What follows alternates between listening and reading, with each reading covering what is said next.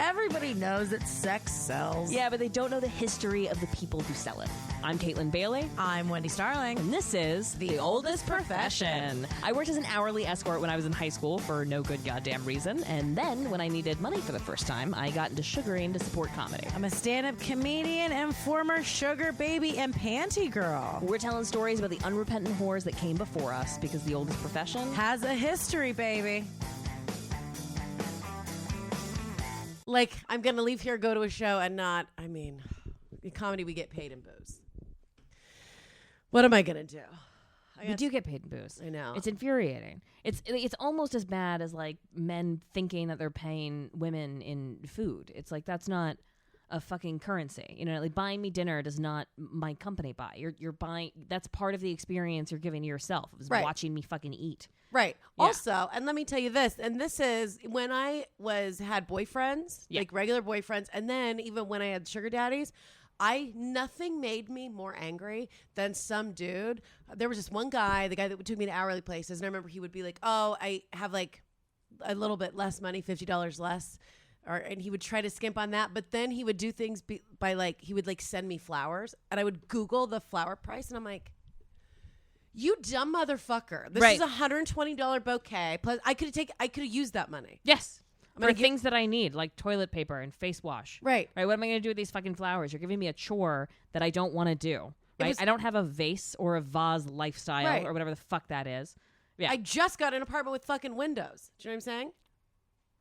Great. Like, it's crazy. And that kind of stuff made me so insane.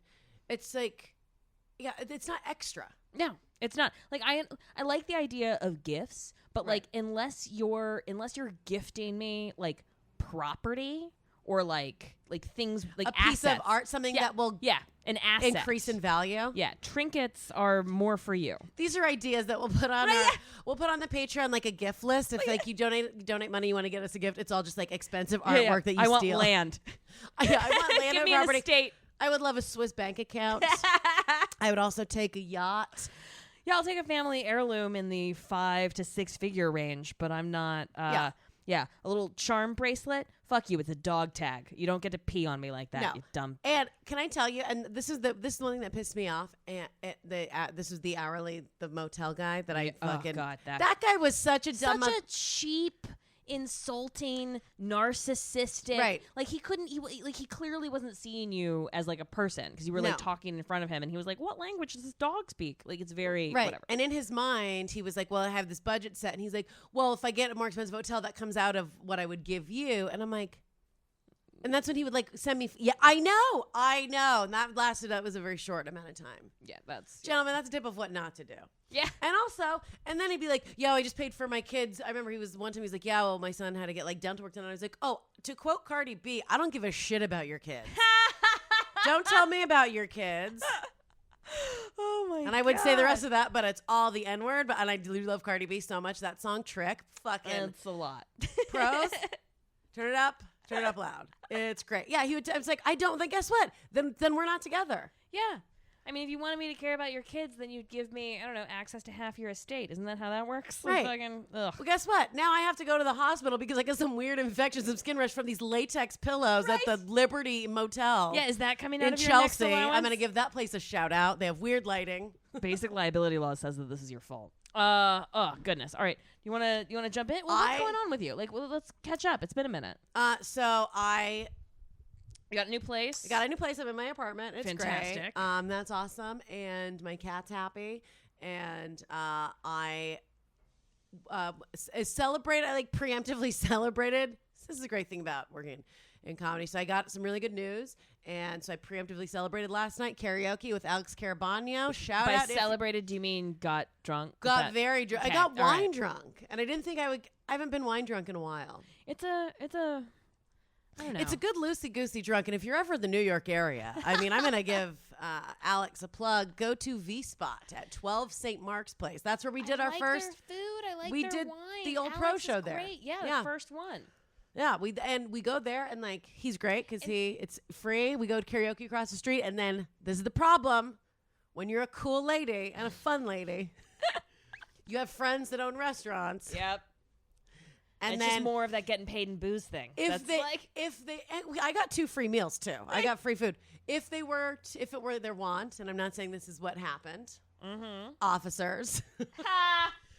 A lot of times in New York, people are real fun, and certain establishments, they just open their business after hours and let you smoke in there. Oh, fucking, I feel disgusting, but amazing. No, after hours bar scene is New York. It's like some of my best memories of like lighting cigarettes and other things and like just talking shit over commandeered bottles of wine. Like any place that has a key to a joint and it's like, I don't pay the insurance. I mean, it's a magical underworld subterranean other New York. It's great. Oh, and the trick though, and I've learned, I was like, okay, and when we went back, it was like 4:30, and I was like, I'm gonna get home now. I'm leaving right now. I walked in and was there like once we walked in, I did not have a drink because I said I'm 36. I gotta be home. I want to be in bed and asleep before the sun comes up and the birds start. That's a good metric. Yeah, absolutely. Then you can trick yourself into being like, well, I went to sleep. It was dark. I don't know.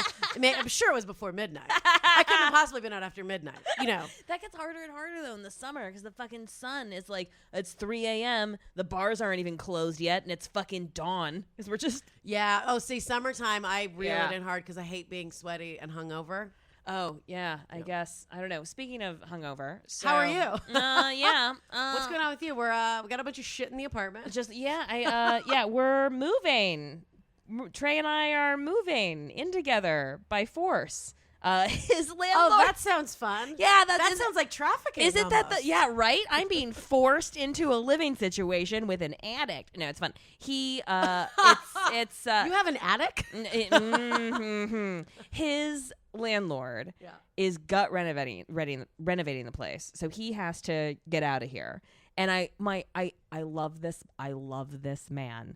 I have moved several times. Every time I've moved as an adult, I haven't had any money. I've watched my parents move several times. They've had some money, but like Trey and I think his plan is for us to spend the most money possible moving while also doing as much work as possible. So he just had 40 brand new, perfect cardboard boxes delivered to the apartment so that we can start packing all of our shit, even though there are 9 places within walking distance to just get unlimited free cardboard boxes from like wherever. We have fucking bubble wrap. We're not when I pack, I use like t-shirts and shit to like, in his defense, I have nothing that's worth anything. So like he wants everything insured and like he wants everything to work when it gets to the next apartment.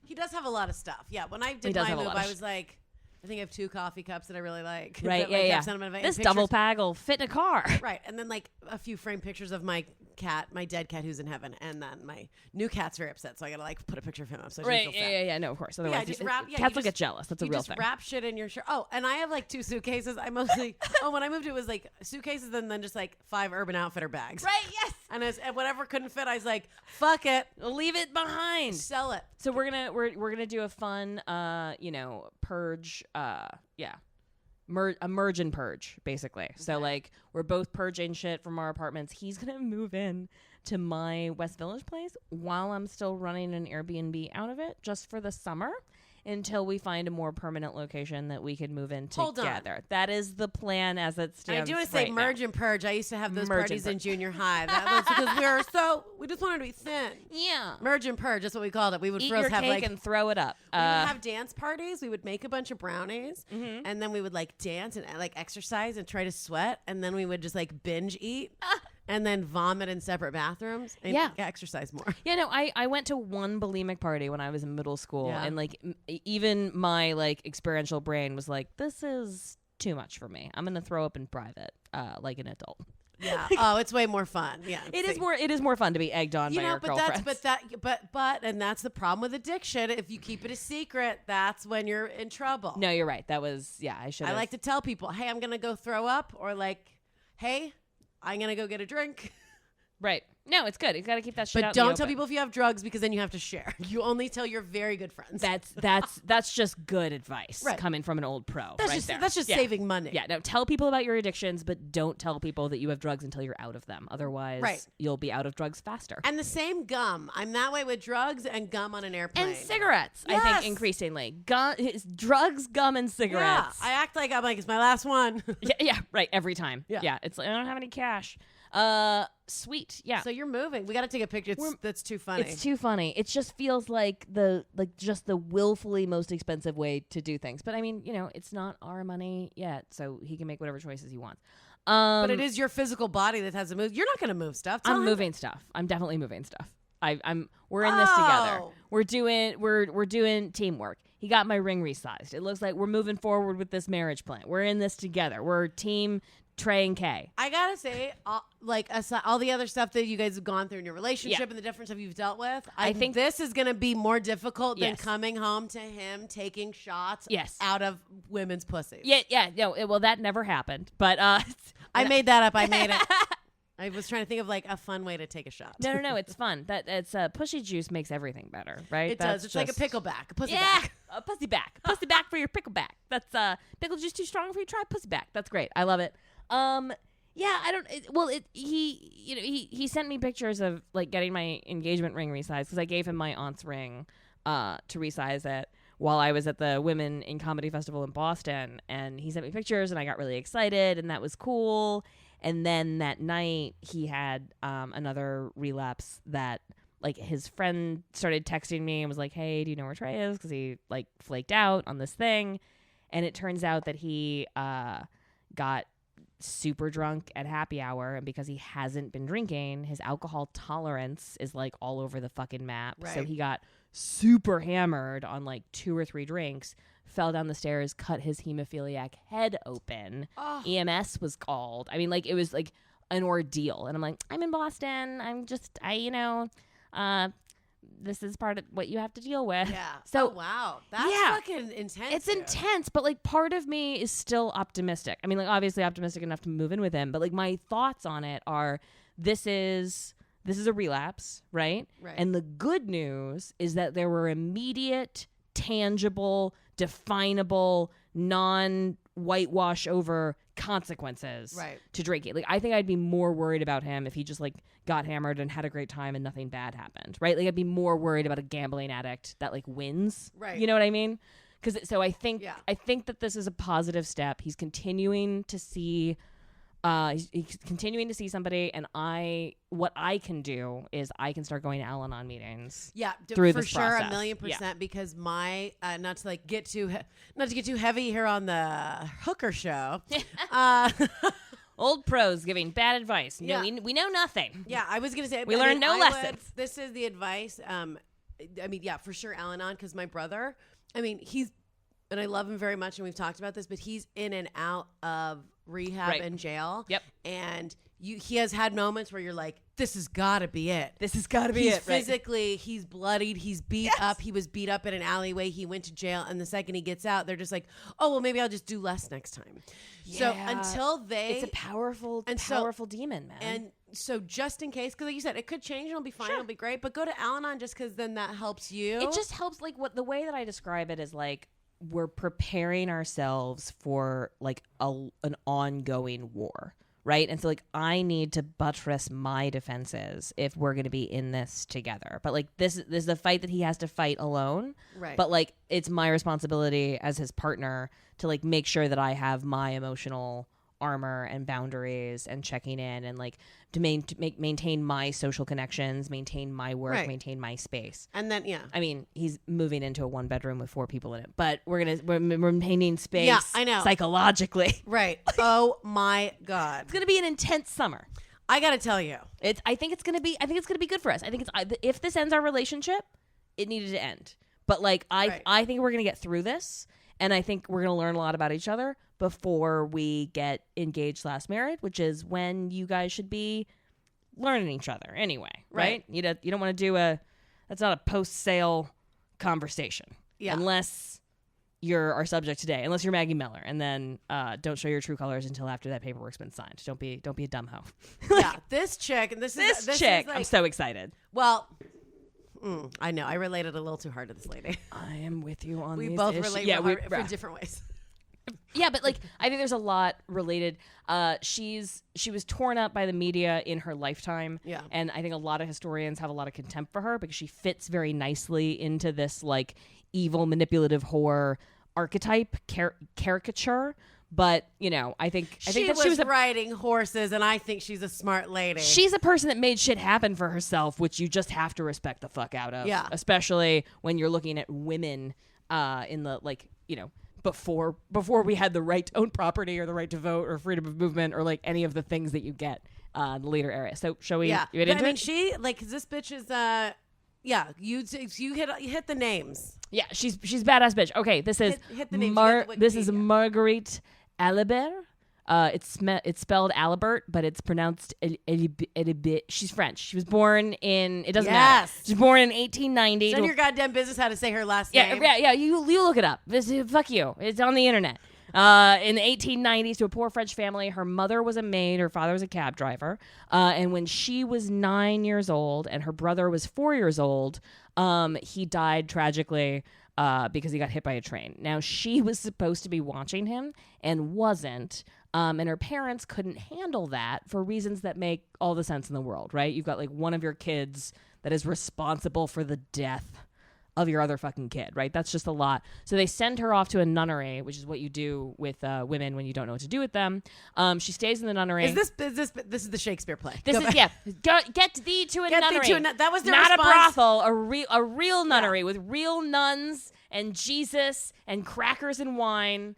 That turns into blood, but not in a gross way. Like, I don't know what the system is. And it's crazy, and I understand if you, like, neglect watching a kid and they die, but also, like, she was 9. She was 9. So it's like, oh, did you viciously murder your brother? No.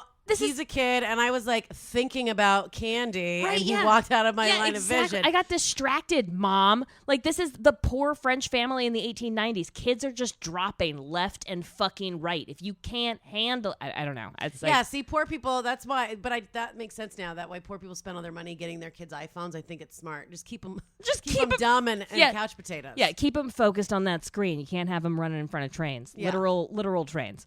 But anyway, so she, at 15 years old, the nunnery sends her to a family to presumably work as a domestic. 15 years old is the perfect time for a young, ungoverned, unmothered girl to be in a family by herself for the first time. So what happens? She gets pregnant. What happens when a domestic servant with no family status and no capital, either social or financial, gets pregnant? She gets kicked out onto the streets and because throws her baby in front of a train. No, okay. Not a good guess. I'm trying to find a pattern in this bitch. So she's That's another money saving tip, ladies. Throw your babies away. Wait, no, give them to firehouses. That's going to be my sequel to that terrible Sylvester Stallone movie, Throw Mom in Front of the Train. Or Throw Mom off the train or whatever. Throw your babies in front of the train. Throw your baby off the train, and it's a great story about a very successful single woman. I don't know if it's like in the zeitgeist or like, I don't know. I've been reading a lot of articles, and I've been like rediscovering books and like suddenly talking to people in my life that have been doing like home remedy abortions, birth control, and like homeopathic like vag stuff. And I'm like starting to get into it. Like I'm sorry. Homeopathic abortion? Yeah, homeopathic abortion. Yeah, we've been doing that shit for thousands and thousands of years. Roe versus Wade didn't invent abortion. Women have I'll tell you exactly how to do it. Don't eat, and instead of eating, drink booze and do drugs, and nothing can live inside of your body. It is important to be dead inside. That's what that is, right? It's being dead inside. Yeah. And so it is a hollow womb. Now, there are 1,000 recipes for abortion. And that's like a fun way to do it. I think citrus, it doesn't matter, but like, I don't know how we got ladies. there. We were talking, and then if it survives, we were talking about fantasy. Then throw it in front of a train. You'll be drunk, and it'll be, just do Molly or something. Pretend it's a pinata. There are so many ways to not be a mom. But anyway. I think this is good to just out of the gate be real. If it's your first time listening, I do not have children, and I will not. And I will not have children. We are not judging this bitch for killing her brother or giving her baby away. She gets it back. Yeah. She gets it back. She gives birth to a daughter, and she sends it to live on a farm while she like figures her shit out, which is like how you should do that, right? It's kind of like put your own You put your own airplane oxygen mask on first before dealing with your kid. Like if you find yourself like 15 years old, unemployed, homeless mom, put your baby somewhere safe, get your shit figured out, go back, get your baby. Correct. That's the way to do this. So she does that. She gives her baby away to a farm. And she is picked up by this brothel owner that recognizes her as a smart, attractive lady with a lot of potential who trains her to be a courtesan that services the upper classes. So within the context of this brothel, she meets her first long-term love affair, Andre Miller, which is where her name, Maggie Meller, Andre Miller. So Maggie Meller comes from. So he takes her out of the brothel. She becomes a kept woman. He buys her an apartment. They ride horses. It's all kinds of shit. She's 17. He's 40, right? I'm getting wet right now. Yeah, no, but he's already married legally, technically. But they live that's together. Why I'm getting wet. Fucking. No, I get it. Like married men are the fucking. It's the best because it's like fucking leave me alone. Yeah, no.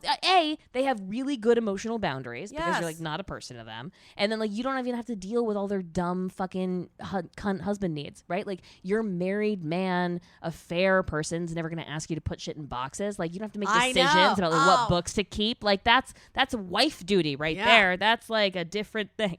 What am I doing? So Andre, you're like, I don't know what's happening. I got to make a phone call. So I don't know what's happening anymore. Edit this out. I can feel myself getting brushed up and I'm so excited to get married because and we're going to talk about social status in a minute, but it really does feel like a permanent form of protection. Like my parents are talking to me like I'm an adult because I convinced some Eagle Scout that I'm like a keeper. You know what I mean? It's ugh. So anyway, Andre Miller and her live together as husband and wife for several years, but she's not able to be faithful in the relationship because she's a free fucking spirit.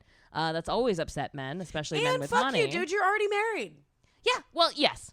He's married. Well, I mean, the double standard has existed for thousands of years. If well, you're but he gets her an apartment. So this is like the inception of the sugar baby. Yes. Right? Yeah. She's a sugar baby before sugar babies were cool. But they called that shit courtesans. She was a kept woman, right? So in 1917, Marguerite, so she's 27 years old, she's introduced to Prince Edward the VIII, who you may know as he's the guy that abdicated the throne right before World War I in order to marry some American divorcee. So if you saw the movie The King, the guy with the stutter, this is his shitty brother that forced him into that terrible situation. Or if you are a fan of The Crown, this is Elizabeth's smarmy uncle that everyone hates because he's an immature fuckhead, which is just true. So he's 22 years old. His mates basically introduce him to Marguerite as this high-class courtesan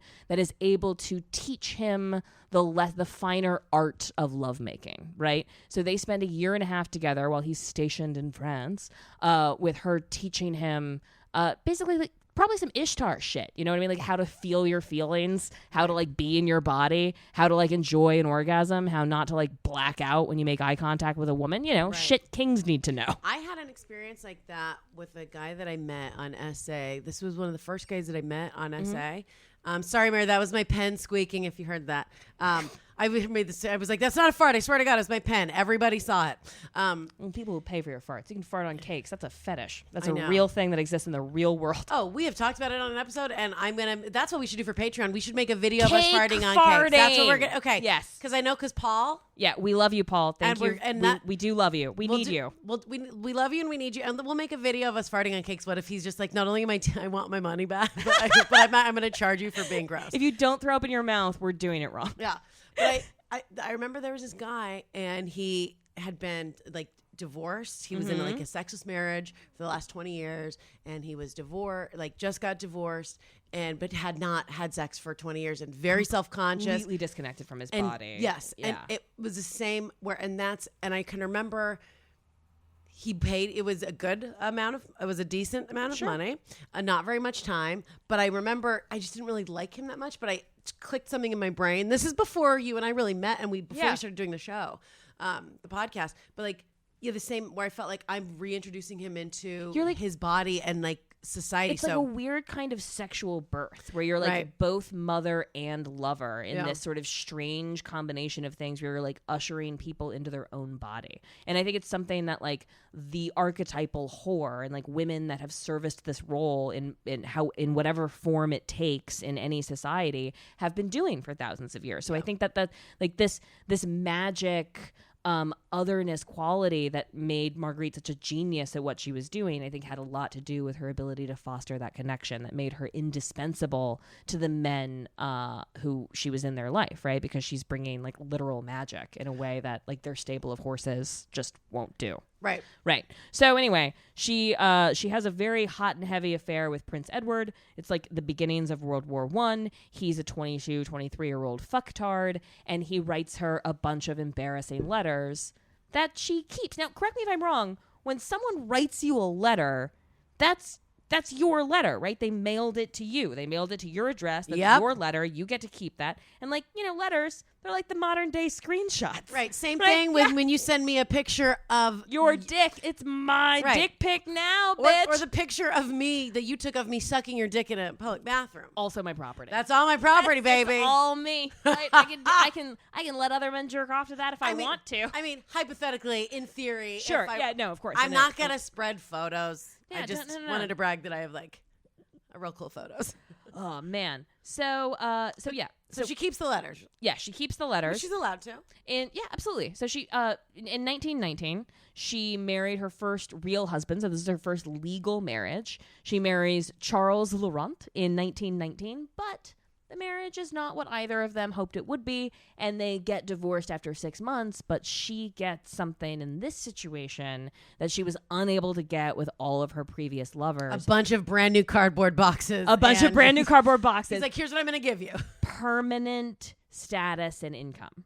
She gets a large divorce settlement, and she gets permanent money to live on. Now, if we're talking about life choices, I think this is the moment that bitch should have like stopped, asked herself what she wanted to do for the rest of her life, and then gone and done that. But when you're an old pro, sometimes you flipped a switch in your head and you can't stop yourself from going after the big fish. Right. So after the divorce, she meets, go ahead. Well, yeah, this is what I wanted to, because this is something that I found interesting, because then we're going to like continue on with the story. Yeah. But this is like, at this point, because you and I are very different on this, as far as like you wanting to get married in permanent status. Yes. When I read this, for me, but it's like, it's gambling. This is gambling, and this is something that I struggled with, because I started the sugar daddy stuff 2 years ago, and I did it for like a quick stint, and then so I'd never experienced getting that kind of money. Yeah, that big chunk and that attention and that power, and you get that chunk, but it really is, you find yourself spending it more freely. And I think this is a problem with a lot of sex workers in any field in the sex industry when you start getting that. Because you're trading temporary status for the possibility of permanent status. Because you can get permanent status a lot of different ways, right? Mm-hmm. You can marry into it, you can slowly accumulate it, you can create a body of work that gives it to you, right? There are a lot of sex workers that have made this transition. This like once a whore, always a whore thing is like absolute horse shit. Right. You are still the author of your own life, no matter what you've done or what you intend to do. But money helps launch whatever the next enterprise is. 1,000,000%. And so spending money in extravagant and showy ways now can make you feel good, but it's a temporary balm that can create a much worse longer term problem. Yeah. But like, it's a psychology that seems universal. I mean, it's not just sex workers. It's like, and I mean, bartenders and lottery winners. Yeah, lottery winners. They have all these stories. Remember, these people, they're not used to having money, and they don't.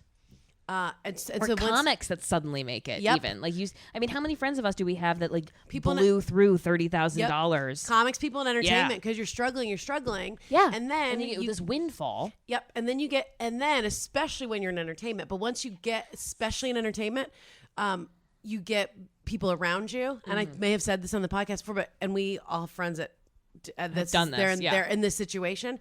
You'll be out with people who are now doing really well, and you're hanging out, and they'll be like, I've had a buddy who's here in New York text his manager. People were just hanging out, and he was like, "Do you guys want to stay up and party?" And I was like, "No, I'm probably tired." And he's like, "What? Who?" He's like, "Let me text my manager. I can get drugs." It's like when you're that famous and you have money, you have people that are like, "What do you want?" Yes. So that's why you have people that are like overdose. That's good salesmanship. That's a good business model. Yep. All right. But those are all things to be aware of. Because things are great. And like you get, in any way, you get this bump up and you've got money. And so you feels good. And so you almost do an impression of what you think rich people do. Yes. Now. We just pick up the tab. You want to be Big Daddy, right? You want to be the big man on campus. You want to be like Uncle Moneybags. And like, I get that feeling so hard from I did that at fucking karaoke last night. It was a cash only bar and I had cash on me and I was like, "It's your birthday." I swear to God, I was last night, I had cash on me and I was like, and this girl comes in, she had a birthday hat on. I was like, "It's your birthday?" And I'm like, "Pick a song, I'll buy it for you." They didn't know what they wanted on. I was like, "Here's $60 and gave money for fucking drinks and songs. Amazing. Like, but it feels good. It does feel good. There's something like, and so that's why I'm like, I like to have cash because it's easier to deal with cash. But also it's bad because then I hand it to people that come in with paper tiaras on their head. Yeah. Jesus. But I feel the same way. And like part of me is like, I would rather throw money than spend 8 seconds of my life arguing over who owes what on a bill. And and I want to give a shout out to the old pros I met, because we were supposed to do a show April 18th at the Soho Playhouse. Right. That didn't happen for reasons. We can get into it later. We're looking for a permanent home. The shows will still happen. We're still looking forward to raising money for SOAR. But we had 16 people, old pros, that listen to the podcast show up. Ladies, next time shoot us an email. I'm sorry. Well, they did. They reached out to us on Twitter, and I met them, and they bought my bourbons for me, and we sat around talking about like the mystical magic of like the sacred history of whoredom. It was fucking phenomenal. Oh, and, bummer! I wish I walked in. I wish I would have known. That was. I mean, you were doing shows, because remember, like, because it was like late. Oh, that's right. Yeah. So this was like at and 11. We're not going to get into why we did it. That was later. Right. Yep. That was later. Yep. Yeah, I had shows stacked on the 18th. Yeah, no, of course. And that, which is why we wanted it early, but then it got pushed to a later time by the venue, and we love everybody and good vibes, and we're gonna fix it. Sure. Yeah, absolutely. We love everybody that does all the things. We don't want to burn bridges. That would be something I just start crying. Right. Yeah, no, it's fine. But we got a couple of things in the works. We might have a permanent like home for any. We'll keep you guys posted. Well, listen, we'll talk about that later. Yeah, we'll talk about that later. We're saving all of our money to buy a theater.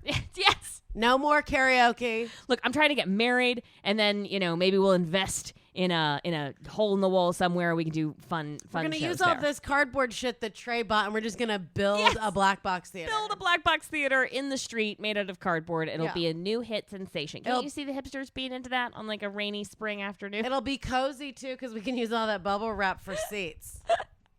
And then when you like a joke, instead of snapping, which is what these fucking cunts do, and not everybody, but this hipster, there's a lot of new snapping happening. Instead of snapping, you can just pop a bubble in the bubble wrap. Yeah, bubble pop. Pop a bubble. That's how you let us know you like a joke. So sorry, we got really heavily derailed. We're talking about buying drinks and spending money. Yes, absolutely. And so Marguerite was doing a lot of that and living presumably good life, right? So she's elevated herself from single homeless mom to accomplished courtesan to kept woman to married and now financially comfortable divorcee. So she's a long way from her poor background. Because then you're not married. Because here's something that I had this conversation. I had this conversation with a friend of mine, and talking about this dude that I used to date, who's I don't see anymore, but he is still married. Mm-hmm. But when the last standing two guys that I was seeing, mm-hmm. And I did the smart thing, which was I was like saving money because I was going out, and then I was like, wait a minute, I could be saving this money, and thankfully like stockpiled it and now have my own apartment. Yay! So that's an example of temporary status versus like where every night I'm going out drinking wine, doing drugs, eating cheese, which is great and fun, and I will do that again. But it is temporary, because eventually you'll get bloated enough no one will talk to you. Absolutely. Like, too much alcohol and cheese leads to the kind of farts that lose you friends. Right, and that's why you have to save money so you can live in your own fart castle. Yes. And just take videos of you farting on cakes in your own apartment that you paid for with the money you're getting from your cake fart video. Hallelujah. I mean, I have a plan. I don't know if you assholes have plans for with this Vasa thing. I'll fart on a cake. But you can like, but that to be able to have that, like Yes. the permanent It's an place. elusive. It's so nice. Yes. And to have saved money where I can I'm like, oh, I can do this myself. You create a foundation from which to build from, like for sure. Yeah. And my friend, I remember we had this conversation, and she was about being a mistress, because a lot of, and I, as far as like traditional dating, like just trying to like normally date a guy, I just have a problem with. I'm like, I don't know if I would ever want to be married, because I was the second in line. Yep. And that's my favorite spot. I don't like that top of the hill shit. Yeah, the top of the hill is a lot of pressure, but it was, I don't know. And that's where so this is where I think this is. No, divorcee. That's is fucking clutch. Clutch. Divorcee, permanent income. She's good. Get married. That girl is good. Get married, make sure you have a good prenup, and then be kind of a bitch. No. Well, that's the Or thing. just throw him in front of a terrain. So, like, I mean, like, I joke and smoke and fuck around a little bit, but like, I don't know. We had this incident the other day where like I accidentally bought train tickets on the wrong day. And so I was like at the train station and like had like 4 minutes till or something. And I was like having like an absolute meltdown, like like snot bubble tear panic attack over like the logistics problem I couldn't solve. And I called Trey and he fixed it immediately, like a magic power, like an ex machina kind of fucking thing. And I was like, oh yeah, I want this guy in problem solving mode for the rest of my life. Like I feel like we could do an allyship long term team Trey and Kay for the long term. I don't think he's gonna try to hold me back like the dudes in This Bitch's Life did, you know? Well, no, because you're running shit. But yeah, I think so. I hope so. You're the boss. Although Well, there was nothing I could do to prevent these boxes from arriving. that's what makes me worried. But once we're married, we're never spending money on a brand new cardboard box ever again. I don't care how much fucking disposable income it is. It's a willfully dumb use of resource. Give me 8 minutes and a wheelbarrow, and I'll come back with better boxes. It doesn't matter. Or use that money and just pay somebody to move your shit for you. I know. You want to talk about, right? Yeah, you want to talk about money. Because like, it is nice, and I will say it is nice to go out and do, especially in Manhattan, but most places, it is the money. It's nice to go out to a nice dinner, and it's nice to have nice clothes where when you get dressed, you can just kind of like you don't have to go like, okay, I have 2 nice things. Yeah. Right. And so it is nice to have those things. Yes. But then at a certain point you have to kind of, and this is, with Maggie, where she this is where she got too greedy, but it's like anything. You have to know when enough is enough. Like you have to know when to just be like, this is fine. Mentally, and I got this number from an ex-lover of mine where like I was functionally his mistress, even though he wasn't married. He was just an alcoholic because I have a fetish. But like he was my first alcoholic because I met him when I was 19, and like before you're legally allowed to drink, it's like hard to meet alcoholics. But I found him. Yeah. And the magical power. The magical power of like a moth drawn to the flame of fucking narcissism. But I spent a lot of time with him, and he comes from like generational wealth and had built businesses and had this like professional drinking lifestyle, and threw out a number one day of $10 million, right? Like $10 million is enough money that you can live off of. You can have like a high class lifestyle on just the interest without ever touching the principal while still growing. This $10 million gives you what, like $700,000 in like interest from that money, just like on a regular year. So you can like have your lifestyle, own your property, do your thing, solve all the problems that can be solved with money, which is in fact not all of the problems, as we will see. Yeah. But $10 million is like anything past that is just ego. Like there's nothing you can do with $100 million that you can't do with 10. Right. Like in terms of like your day-to-day shit. Yeah. Well, and that's the thing. And even being around, like, and that's what I was going to say, is being around the guys that I dated and having experience being with millionaires. Yep. And the one was billionaire. Yep. Still is. But like, but being in that lifestyle is so interesting because you see they have nice things. Yeah. And they get where they have a place to live. Yep. His apartment's nice, simple, but not overly extravagant, not spending. Now, I mean, there was a box of drugs in the house, but it's like, but that was, he could afford that. Yeah. And he got up and went to work every day, was in bed by 10 o'clock at night, but like had his would lifestyle. get done with go out somewhere, have like a couple drinks, go get a nice dinner somewhere. Like psychologically, you sort of acclimate to everything, right? And so it feels good. yeah. Like that is fun. It is fun to be out in the city, especially New York. Like it's fun to be in like doing fancy things, right? Yeah, it feels good. But it's not all the time. And he wouldn't spend money on stupid shit all the time. Yeah. And but like, so for example, here's something to Trey, like something he would spend money on is somebody to move all his shit. Like to me, that's such an obvious, like that makes your life better. Like for example, like Trey has a cleaning lady, and I think that is a brilliant use of his money. Yes. Because it's like that's one thing that he doesn't have to think about that he would otherwise have to think about. So it frees up the mental space. It like improves the quality of his life in like a measurable, recurring way. Right. But he has like a washer but no dryer. So we spend hours and hours every week like hand hanging laundry like peasants in Europe or something. And it's like, whereas like the cost of sending his laundry out would be the same as like having a clean, like it's like weird what he'll spend money on versus what he won't spend money on. Right. And I think it's just hilarious to me of like, we're just like like before you guys got here, there was just wet underwear everywhere. Like that's just, I love it.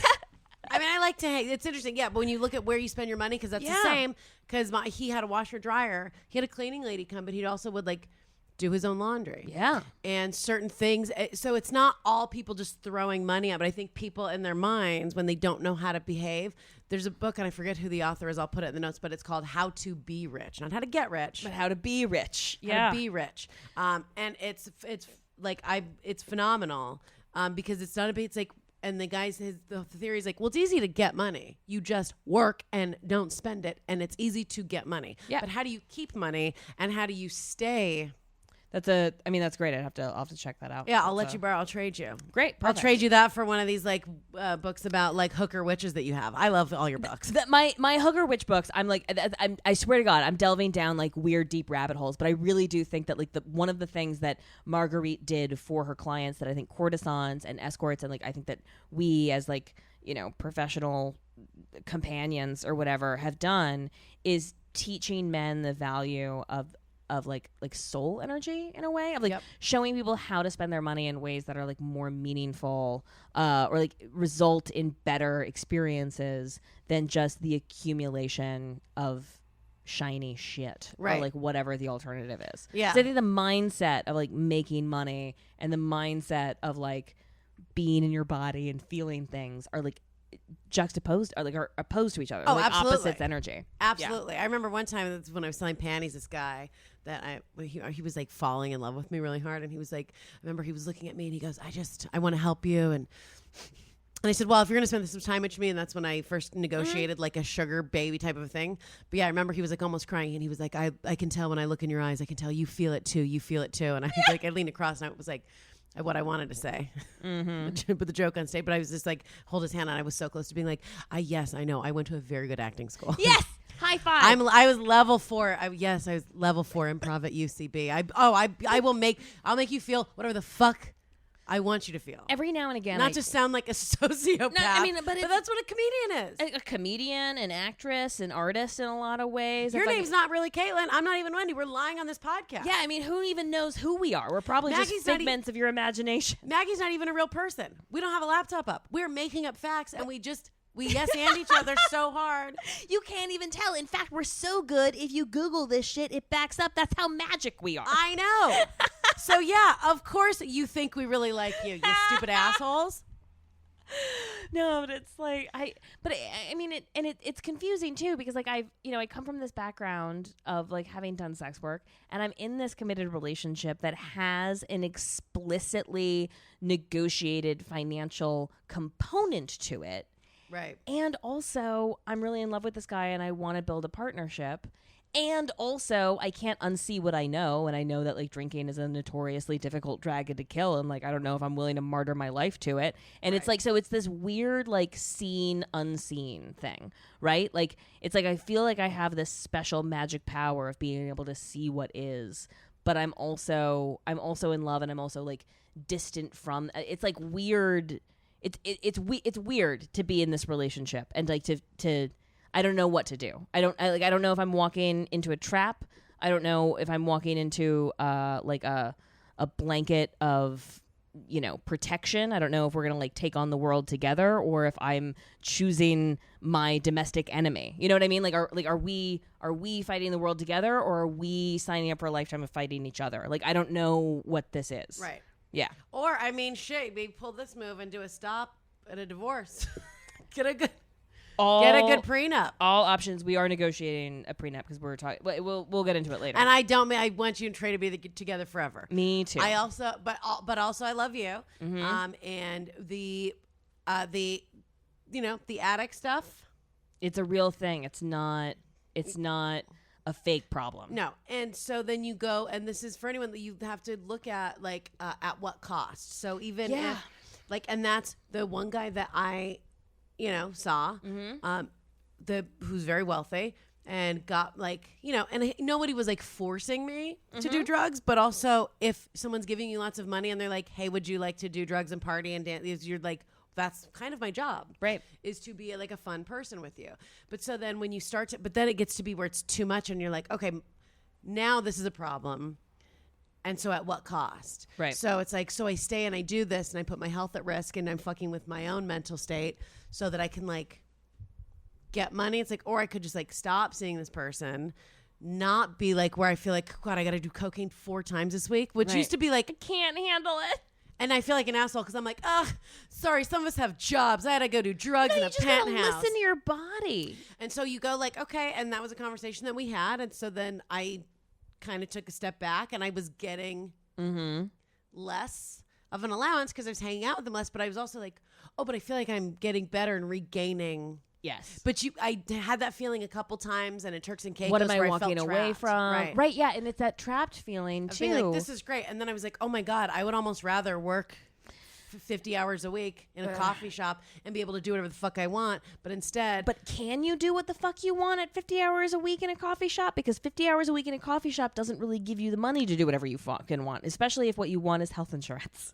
Right. Well, but that's the thing. And I know it's such a weird because I was laying there. The first day, the Turks and Caicos thing. But was interesting because I was laying there and I was like watching him play tennis and I wanted to go to the beach and I was like, how within 48 hours did I become such a fucking entitled bitch? Right. This is not somebody I'm married to. Right. We're on a resort. It was a $20,000 vacation that a 4-day vacation to Turks and Caicos that he took me to, and he was dating at the time a couple other chicks, and he was like, "You're my favorite right now." And this is not someone from the website. This is just my spidey senses picking up rich dudes in bars. Yep. But like, yeah, I was like, "This is great," and then he's boring and he's old and he's sweet, but he just is like. Also, how interesting can a game of tennis possibly be? You can't even talk during it. I know. You're too winded. And he didn't even want to play with me. He wanted me to watch him tennis. Anyway, but as I was sitting there, but yeah, the entitlement, how quickly, and that's I think is part, and that's something else to fucking look out for. And I think Maggie fell prey to this, which is why she couldn't. It's a gambling thing. Yes. Because I look back at 2 years ago, before I signed up for the website, I was working at Calvin Klein. Mm-hmm. And I was doing that and then doing like catering gigs and like coat check stuff on the side. Yeah. And I was like sleeping 4 hours a day and I was taking the train to gigs and trying to make everything work. Losing your mind. Fast forward, not even 2 years later, I'm at a point where I was taking cars everywhere. I got an Equinox membership. Yep. Comedy's going well, but I also have I'm not going to a day job. I'm in Turks and Caicos. Right. With some dude while you know what I'm saying? Like, I instantly am like, ugh. I have to watch you play tennis for an hour. This sucks. Right, I know. I want to go to the beach. I feel trapped. I remember being in the pool. There isn't even an open bar. And I remember being in the pool, swimming in the pool, and I was like, ugh, I feel like a mermaid that was pulled from the. I'm like, what a fucking drama queen. I swear to God, like, and I think like the more time I spend around rich people, it's like this is something that happens to them. It's like this is the great sacrifice. Yes, it's like if you shroud yourself in enough money, it actually becomes impossible for you to feel things. And then also, I'm like. Yeah, I'll take that life vest. That sounds great. Like, yeah, fuck you. The alternative. Yeah, I don't want to feel every bed bug, you monster. Like, you know what I mean? Yeah. Like, I'm not interested. Right. And I got to tell you, and I'm not trying to, I always noticed when I would be, if I would be at a hotel or at one of my guy when I was like the main bitch and I would stay at his place all the time in the penthouse, I could drink, do drugs, wake up, feel a little hungover, but be okay. I wouldn't feel like horrifically depressed. It would be fine. Right. But then I noticed if I when I was in Queens in my apartment or in the Brooklyn bedroom, I would wake up and this is, and I would, but if we're being honest, that I remember I made the joke to my friend, and it's never something I put on stage because I got to like work it out. Yeah. Because I've been in my own place in Manhattan for just under a month now. So I'm like acclimating to that. But there is something, you can be tired, hungover, but if you wake up and you're in a nice place. Yeah, there's something psychological. You wake up and you're like, oh, I'm tired, but it's like, oh, good, and I can. And you drink water, and you have your Nespresso machine, you have coffee, and you have tea, and you fucking get up, and so having money.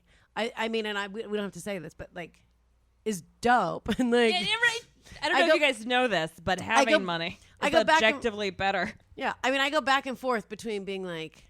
Yeah, people that are attracted to the struggle, and I'm like, get the fuck out of here. I mean, I want a balcony. And I also think that we lie to ourselves about like how much struggle is needed. I mean, like there's this great quote that sometimes there's this great excerpt from a poem that sometimes my yoga instructor spits out, which is like you don't have to crawl on your hands and knees through the desert to punish yourself and self-flagellate. All you have to do is love. Is to let the warm animal in your heart love what it loves. I am paraphrasing, and I did not nail that, but it's like there's just something about like you don't have to punish yourself for your art. You can just like love, like let your heart and follow your joy, follow your bliss, lean into the thing that lights you up from the inside, whatever that is. So you're saying I should have whiskey right now? Yeah. Don't listen to your addictions. They will lie to you. That is the warm fuzzy animal in a lot of people's bodies. That is true. It's like a bear. And that's the other thing that you were saying about the money. And the thing that makes me worried about Trey is that I think that like because he's just a smart white dude that like went to college and shit worked out for him, and he's got this sort of Teflon like shroud of protection on all sides of him. I mean, he's insured from top to bottom. Like he'd have to really, really fuck up his job for it to lose it. You know, he doesn't have to just show up late like you do for a restaurant gig to get fucking canned if your manager's in a bad mood. Like there's protections in his life that I think are going to obscure the damage that's being done by his addictions. Whereas like if he didn't have those protections, he'd have to like face himself faster. Right. But also the protections are nice. Like yeah. Well, nice. Then that's the same thing too with sex work, and that's I think why it gets so addicted, because in your mind you're like, oh, I'll do this for a little bit, and then you're like, oh, I need to just make some quick cash to pay off this bill or to pay this thing. It's like having an easy button that becomes impossible not to hit over and over and over again. And the other thing too, like you were saying, and that's part of where it was to drink and do drugs and kind of get lost in that. When you have to be up and making juice for rich people in Tribeca at 5 o'clock in the morning, when I had to be on a train, guess what? I would just magically not drink. Yeah. But when you've been working, especially, and a lot of people are in this situation that get into sex work, or this is another thing when you start to have money. Yeah, and your lifestyle changes. Most of my life, I've worked, and I've said this on the show before, but like minimum 40, a lot of times even up to 80 hours a week at 2 different day jobs. Yeah. And like manual labor, customer service. So I had and that then you have your art job, which is like another. Well, that was even before I did comedy. That was when I was 16. Oh yeah, I had a job. Yeah. When I was like, as soon as I was 18, like even when I was on Maui, I had 2 jobs. So I've always I worked at a bank and I managed a coffee shop. Right. So that's been my whole life, where I work like a fucking dog, like cleaning toilets for extra money. Like I did housekeeping off and on with a friend. So like anytime if I'm like I need extra money, I would just get another job. Yeah, because that's how I was raised. So having had that, and like where most people, if you just have one 9-to-5 job, that's where like you're like, oh, it's Friday night, I don't have to wake up early tomorrow. Let's fucking drink, right? Yep. So most people have that attitude. We're like, oh, I can sleep in tomorrow, so now we drink. Or like if you work on a cruise ship or you're on vacation, where you don't have to drive. That's a lot of people. They're like, well, I don't gotta drive, so we can like get real fucked up. You know, that's kind of the attitude. Yeah, because it's working and then not working equals drinking. And if you're working 80 hours a week, then it's easier to mitigate the fact that drinking is the only other waking activity. It's like, how do you even know that you're not working unless you're drinking? Right. And so when I was working that much, rarely did I drink, rarely did I get drunk, because it was like, well, I have to be up. I have to be at work in 5 hours. And you're working these crazy like overnight shifts and like diners, like the craziest schedule. And so when I got so that's almost like, that's been my whole life. And a lot of people who hit money, whether through sex work or lottery, like we're talking about, don't know what to do when they get it. And so now you've got free time. So now you're like, and that free time gets fitted away because you're not, you first you go like, oh, cool. Oh, awesome. I have like the whole week off. I spent like a year day drinking for sure. That's a real, It's crazy. It's like insane. And like, and you're just like, oh, I can wake up and it's like, okay, you need to and that's where you get stuck in these cycles. And that's where you start, specifically with sex work, that's where you start doing survival sex work. Because if you don't save your fucking money, or if you're like, I want to be an artist, or I want to do this, or I want to do that, if you don't actually work on those projects during your free time, and I know it's difficult because you've got this money and then whatever other kind of emotional struggles you're having with dealing with like how you got the money, and then you go out and you drink and you're like having a good time, or, you know, giving out $20 bills at a fucking karaoke bar. Yep. You know, then you wake up and now you can't. You're too hungover to do your job. Right, and it's and so like other doors start to close. Correct. And then it becomes like the walls are closing in, and things can get really scary. So like I don't know where Maggie was at psychologically when she made this decision, but I want to talk about what happens next. This is the best. She is a divorced lady with an estate of some kind, living in Europe when she meets Ali Kamal Fahmy Bey, and the Bey was like the title of lord or prince that was given to him by the Egyptian Bey. Yeah, that's where that started. Bey, yeah, Bey means prince in Egyptian, I think. I don't know, but it's Ali Kamal Fahmy. I can't. Egyptians are hot, and this is way off topic. I love an Egyptian dick. I mean, fucking fuck. Their eyes. I love Egyptians. I mean, beautiful, yes. Statuesque. This fucking guy that I met. I met a guy. I haven't fucked him. Mm-hmm. Met him once. We're texting. We might go out. He's fucking super hot. I think he's Egyptian. I haven't asked him, but I'm going to. You definitely should. Anyway. People love those really specific questions about ethnicity. You should just keep leaning into that. Either answer whether or not you're Egyptian and or just let me touch your dick. Yay. I fucked 2 Egyptians. Best cock ever. Oh, God. Anyway, so she's with this guy. So she meets him in 1921, which means that she's 31 years old. He's 22. Recently been crowned prince, is like the heir of something. And fucking Maggie knows a good mark when she sees one. He falls in love with her immediately. He's completely overwhelmed by her joie de vivre, or like whatever, however you pronounce that. That was great. That was perfect. Thank you. Is it joie de vivre? De vida. Love it. Suave de vivre. That's the shampoo I have in my... Is that the shampoo? You know what I'm talking about. The X factor, the charm, the magic, the juice. So falls in love with her, proposes marriage, and she does something interesting. She hesitates because her whole body tells her that this is a dumb idea. I can imagine the internal monologue of like, I don't need to be this guy's wife, divorcing, pulling the wool over this dumb young buck's eyes is going to be fucking super easy. He's so in love with me, I can get away with anything. Right. She's like weighing her options here, and she tries to she has to convert to Islam because if she marries him without converting, then he loses his inheritance, and then what is even the point of marrying this asshole if he's not inheriting? So she converts to Islam, problem. Love this bitch. I love this bitch. Right. I one time said a Muslim prayer in a Starbucks to get a free candle. High five. So that I could make out with this hot guy in Santa Monica when I was a teenager. I was like, he's like, say this prayer. I'm like, this means nothing to me. I want this stuff for free. But I mean, like, so she basically wants to go from being a comfortable millionaire, like lower millionaire, to being a billionaire. Like, that's the leap that she's trying to make by marrying into this family. She's trying to have like world control kind of money. And she also tries to write in to a prenup, a contract, 2 specific clauses. 1, that she's allowed to wear Western clothing, right? Freedom of movement, freedom of expression. Mm-hmm. And 2, that she would be allowed to divorce him, right? So she's like thinking ahead. And part of her is like, I don't know, this might be a problem, right? So they remove the clause about her being allowed to divorce him right before the paperwork is signed, and she marries this guy without that protection in the prenup, right? So she moves to Egypt, right? Gets involved in his weird family, and then immediately starts fighting with this guy because she's a 31-year-old independent lady that has been making her own goddamn fucking choices for her whole goddamn fucking life. And here's this dumb rich kid who expects a subservient, like, Muslim wife. Like Right. that's what he thought was going to happen. I can't even next. imagine. I could. Right? I So barely can put up with a 22-year-old for just 30 a minutes. 22-year-old at a bar Right. in public where like I don't even know If his your name. dick is hard and you're buying me drinks, I still am like, yeah. I don't have time. They're Oh, so God. fucking dumb. I love your joke about snacks. That's what's happening. Oh, I know.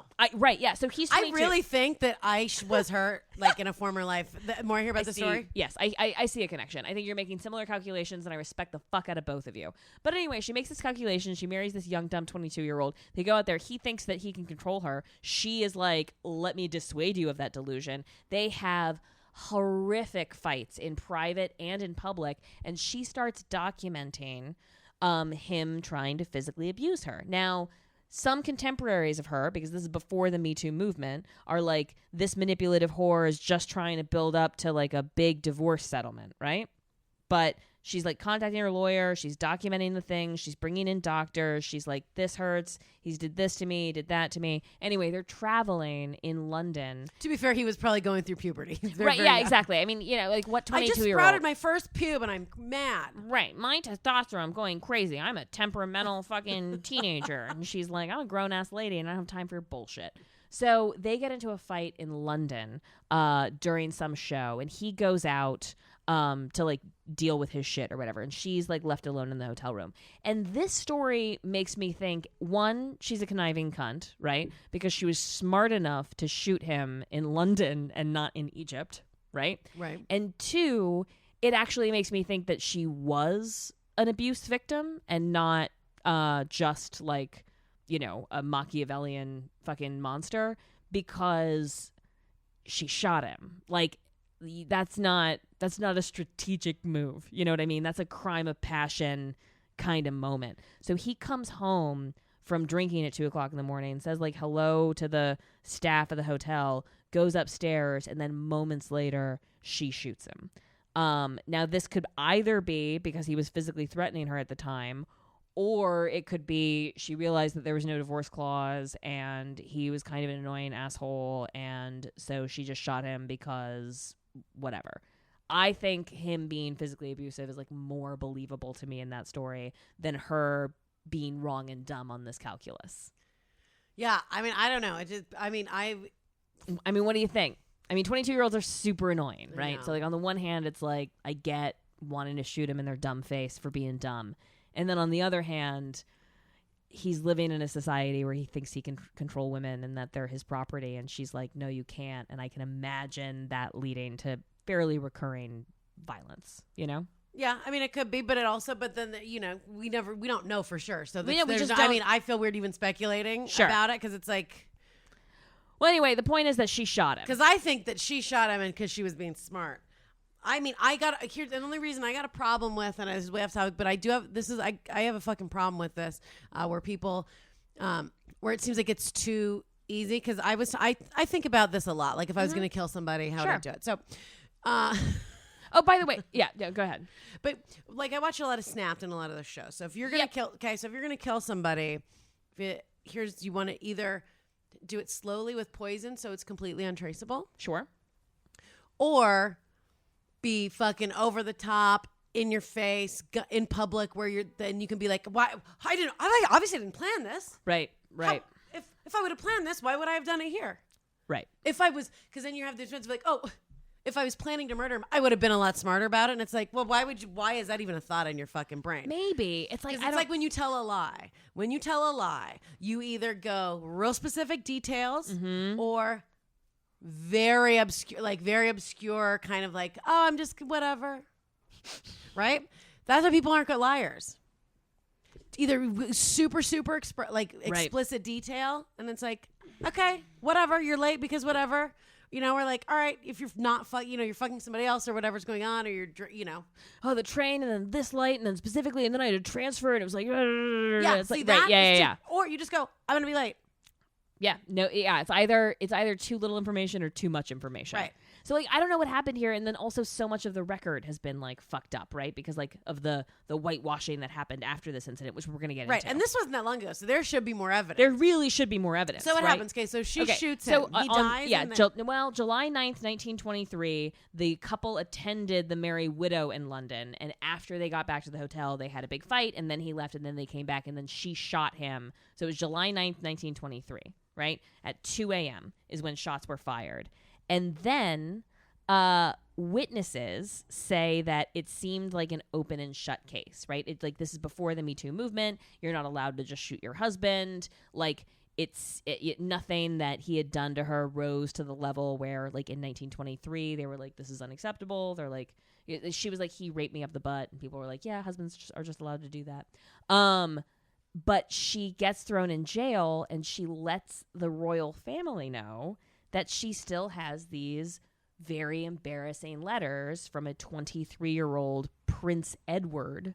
And so the whole royal family gets together to like make this case go away, basically, in front of the judges. So what they orchestrate is, so let's talk a little bit about the letters. So the historian Andrew Rose says that there were 20 letters, which were wildly indiscreet. They talk about like the conduct of the war, says nasty things about his father, the King of England, and also talks about a bunch of embarrassing sexual stuff. So the family gets together and says if Marguerite goes on the stand, they're going to tear into her history, and a member of the royal family is a part of that history, right? Because if he's going to be turned into like a super racist caricature of like a Muslim rapist and abuser, right, then she's going to be turned into the caricature of like conniving whore. So we can't have that. So they prevent her from testifying.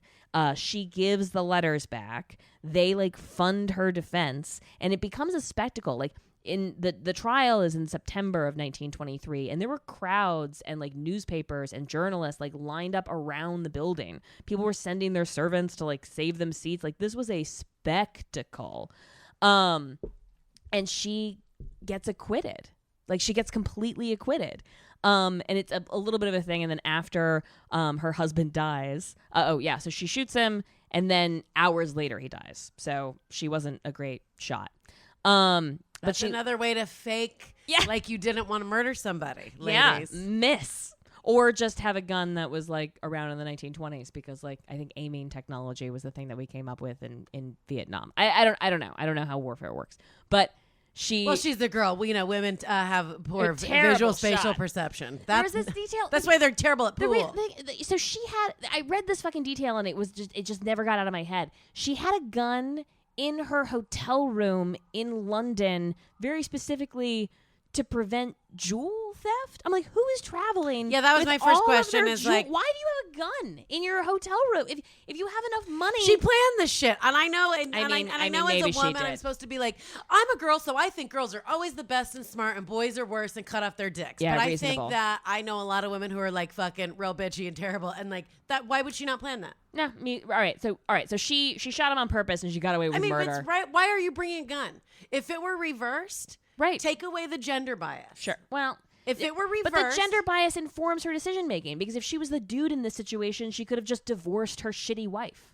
But as the woman, it's like it's the lack of choices that lead to the fucking desperate murder. Right. But then you go like, okay, but so then again, like. But to kill somebody, and I know I'm gonna go. I don't want to be, and I know he's a man, and as a woman, and a 22-year-old rich kid. So like, and I know as a woman with the hashtag Me Too movement, I'm gonna get a lot of shit if I say I think it's wrong to murder someone, even if it's a man. Even if he can't did take a lot. Stuff with you. I love you, bitches, but I can't take a lot. It's not okay to murder somebody, right. And I understand. But also, you made that fucking decision, right? You made a decision. She got herself in a bad situation. A rich, snotty fucking kid that you didn't, with the intention of getting more money and more power, right? Okay, so that's a decision you made. And in the Game of Thrones, yes, you made that decision. If you aim for a king, don't miss. Yeah, and she missed on this one. And so sorry, everybody. I'm not. I don't like take a hard line on gender, race bias or anything in a court case. I go like, what seems like the logical thing to do here? I'm sorry. People hate me because I don't have every woman's back all the time. No. I get that, but like, I don't know. Who has a gun? a gun and get the and when you leave the country, you bring a gun. I think she's smart. Sure. But I think she made a bad decision based out of greed. And she does have a history. And she thought she was just going to run this shit. And then it was like, no, motherfucker, you're not. And according to these historians, she has like a history of blackmail, and she's got like all of these wealthy people who are supporting her and whatnot. But she does, in fact, get away with murder. Right? So she shoots her husband. The royal family comes to her defense. They keep her safe in London. She gets acquitted. It's like an international fucking nightmare banana pants. And then she lives to the age of 80, doing whatever the fuck she wants to in Paris for the rest of her life. She did cause a little bit of a commotion when she went after her dead husband, who she shot's money, and the family in Egypt was like, absolutely not. Yeah. So see, that's why I'm not like I'm not like she just was. She just really fell in love with this 22-year-old billionaire rich guy. Like, yeah, no, she sure. didn't. Like you said, because there's no way she did that as like a power play, as a move. Try to get more status and wealth, because if she was really in love with him and she was like, I'm so in love with you and I really just want to be with you, I will be subservient and a Muslim, and I'm not going to put the divorce classes, and I'll dress however you want me to dress because I love you so much and I really want this to work. I disagree. I don't think that loving a man means that you have to relinquish your freedom of movement, freedom of expression, to who the fuck you are. But he fell in love with a mouthy whore, right? And then expected her to not be the person he fell in love with just because of the fucking wedding ring. That's retarded. No, but here's the thing though. If I meet someone and I fall in love with them. Yeah. And again, I know as a thing with a pussy, I'm supposed to be like, no, girls are always the best. But have a little bit of fucking, it's not always like, but you have to also be smart and like and be thoughtful of the other person, because it's not men against women. No. And if I fell in love with somebody and they said, look, it's really important, I love you and I love you the way you are, my family will disown me if you don't convert to this religion and behave differently. I would be like, I can't change that for you. And he would say, I love you. I don't want you to change that for me. And then you go like, I want you to do it for your mother-in-law. But then what you do is you go, I guess we just don't get married, and I'll see you the next time around, because we love each other so much that we don't want to cause problems for each other. And I think, you're right. That's love. So this is not love. This is not her being in love. This is strategic. This is her. This is very strategic. This is her doing some shit where she acts like she's going to play nice, and then she's like, this is how I was when I met you. And it's like, okay, but when I met you, I was like, hey, when I met you, I was also Muslim and royalty, and was like, you're going to have to so we were we both knew the deal going in. So you can't go in and then be like, and there are situations where women are being abused, and there are situations where but this was not. This was her trying to play a game, and she didn't win. And then the other thing is, like, if it was really a crime of passion, like, especially like after the alleged rape, after one of these violent incidents, like, why didn't she shoot him in Egypt? And I think the answer is because she knew she'd be executed. Yeah, no shit. Yeah. Right. No. And so like, he comes back after drinking all night, 2 a.m., and like, something happens in the 10 minutes between. I mean, all right, maybe you're right. Regardless, if you break it, like, I mean, I like to look at things logically, and I try to not take a side and just like really break it down and be fair to everybody. If like that, she was not in love with him. It's not like she was like, I feel like my freedom of movement is being restricted. It's like, yeah, I know, you're marrying a Muslim billionaire. Of course it is. Yep. Guess what? When I went to Saturday school when I was 7, my friend was Muslim. When I went to my friend's wedding, and they're Indian, Hindu and Buddhist, I had to be, when I would go to the Saturday school, and then as an adult, whenever I went to their church, I had to be fully covered. Sure. Now, because you're going into their house. Correct. Right. She is moving into his life. That's their lifestyle. That's their religion. That's his thing. That was, that's the question of like, at what cost, right? It's like, what's the point of even having all these billions of dollars if you can't do what you want? Right. So that's not that he's a bad guy. He's who he is. She's who she was. And she was like, I bet I can fucking work this. And it's neither one of them had any business getting married. No, but he's young and dumb, and she's like the one driving the ship. And she was conniving and greedy and thought she could get away. And thankfully, it's because she murdered somebody. Yeah, she murdered him.